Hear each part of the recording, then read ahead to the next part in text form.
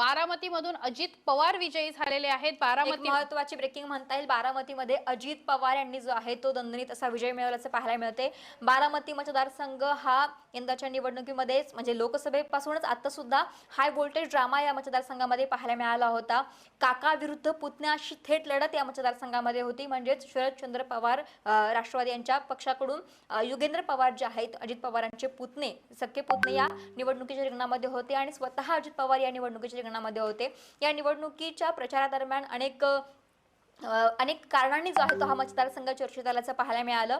अजित पवारांकडून केलेलं भावनिक आव्हान असेल किंवा म्हणजे अजित पवारांच्या म्हणण्यानुसार एकीकडे संपूर्ण पवार कुटुंबीय होतं आणि एकीकडे फक्त अजित पवार होते. अनेक भावनिक मुद्दा देखील या काळामध्ये गाजला. यासोबतच विकास कामांच्या मुद्द्यांवरती सुद्धा अजित पवारांनी हात घातला आणि अक्षरशः शेवटी म्हणलं आपण म्हणायचं झालं तर बारामतीमध्ये शेवटी अजित पवार हे दादा ठरलेले आहे आणि त्यांचा दणदणीत असा विजय झाल्याचं पाहायला मिळतंय.